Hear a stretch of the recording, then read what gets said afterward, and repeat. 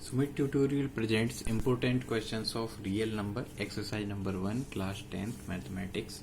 आपको जो next question जो बोर्ड एग्जाम में पूछा गया है वो पूछा गया है what type of decimal expansion does a rational number has. Rational number का जो डेसिमल एक्सपेंशन होता है वो कितने टाइप का होता है, तो हम इसको एग्जाम्पल की मदद से सीख लेते हैं। देखो, सबसे पहले मैंने आपको एक एग्जाम्पल कंसिडर किया है 1/2।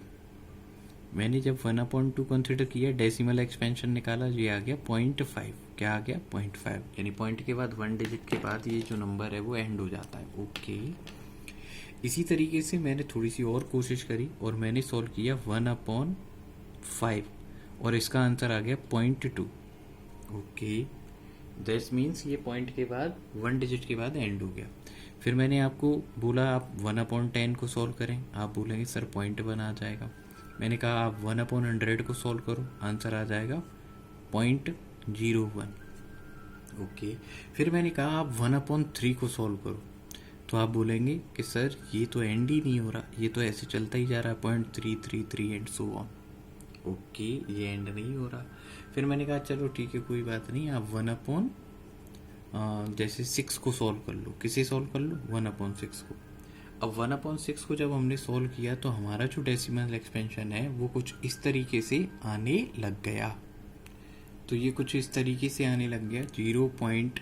अगर आप इसको सॉल्व करेंगे तो इस नंबर को हाफ कर देंगे 0.166 एंड सो ऑन, इस तरीके से चलता जाएगा। तो मैंने देखा जब डिनोमिनेटर में 2 आए, 5 आए या 2 और 5 का मल्टीप्लाई है, तब तो नंबर होता है टर्मिनेटिंग। कैसा होता है? टर्मिनेटिंग। वेयर एज इसके अलावा अगर कोई प्राइम नंबर इन्वॉल्व होता है, जैसे 1/3 आ जाए या 2 और 3 का मल्टीप्लाई आ जाए या 2 और 7 का मल्टीप्लाई आ जाए, मतलब 2 और 5 के अलावा अगर कोई प्राइम नंबर होता है तो फिर ये हो जाता है नॉन टर्मिनेटिंग। क्या हो जाता है? Non terminating.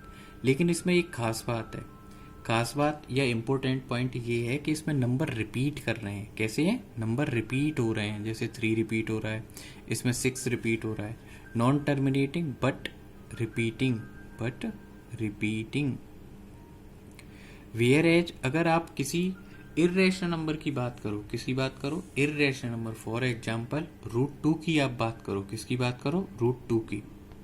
तो उसका जो डेसिमल एक्सपेंशन होता है वो कुछ इस तरीके से आता है 1.41 और उसके बाद जो नंबर्स आते हैं वो आते हैं 421 और आगे भी आप इनको सॉल्व कर सकते हैं। मैंने ये साइड में सॉल्व कर रखा है जिसमें से देखकर मैं आपको बता रहा हूँ 1, 3, 5, 6 एंड सो ऑन। अब आपने देखा कि इसमें पॉइंट के बाद ना तो नंबर रिपीट कर रहे और ना ही ये एंड हो रहा। इसे बोलेंगे non terminating, non repeating, non terminating and non repeating. अब देखो, जो नंबर ना तो टर्मिनेट कर रहा ना ही रिपीट कर रहा, उसी को क्या बोलते हैं? Irrational number. उसी को क्या बोलते हैं? Irrational number. दैट मीन्स अब अगर मैं कंप्लीट डिफाइन बोलूं तो कंप्लीट डिफाइन में ये बोल सकता हूं कि पॉइंट के बाद जो नंबर एंड हो जाए या पॉइंट के बाद जो नंबर रिपीट कर जाए वही कौन होते हैं? रेशनल। वही कौन होते हैं? रेशनल। और ऐसे नंबर जो पॉइंट के बाद ना तो एंड हो और ना ही रिपीट करें उनको बोलते हैं इर्रेशनल। उनको क्या बोलते हैं? इर्रेशनल। तो अब हमने जो एग्जाम्पल से समझा है उसको अब हमें वर्ड्स में लिखने की जरूरत है। तो वर्ड्स में हम इसे कैसे लिख सकते हैं? आपको पूछा जा रहा था डेसिमल एक्सपेंशन रेशनल और इरेशनल का क्या होता है, तो आप बोलेंगे the decimal expansion of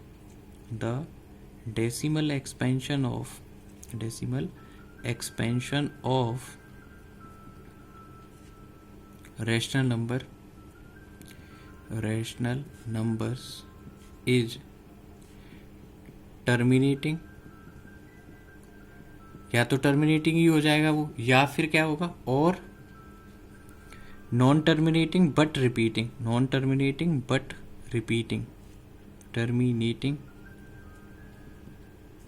and repeating in nature. Whereas दूसरी तरफ अगर हम बात करें, दूसरी तरफ किसकी बात करेंगे? बोलो। तो दूसरी तरफ हम सर बात करेंगे आपके, बोलो किसकी? नॉन टर्मिनेटिंग नंबर्स की। किसकी? Non terminating, non repeating, that means हम किसकी बात कर रहे हैं, हम बात कर रहे हैं इर्रेशनल नंबर्स की। तो इर्रेशनल जो नंबर होते हैं वो क्या होते हैं, irrational numbers has non terminating and non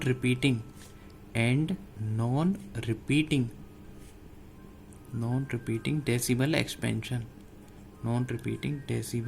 expansion.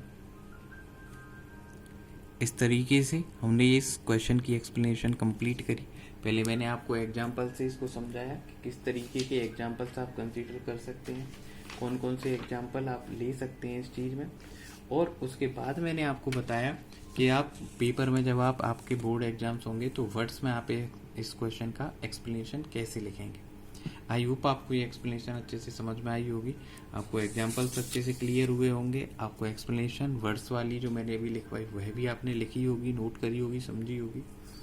फिर भी आपको अगर कोई दिक्कत आती है तो आप कमेंट सेक्शन में कमेंट कर सकते हैं, आपकी प्रॉब्लम्स सॉर्ट आउट करी जाएंगी। Thank you.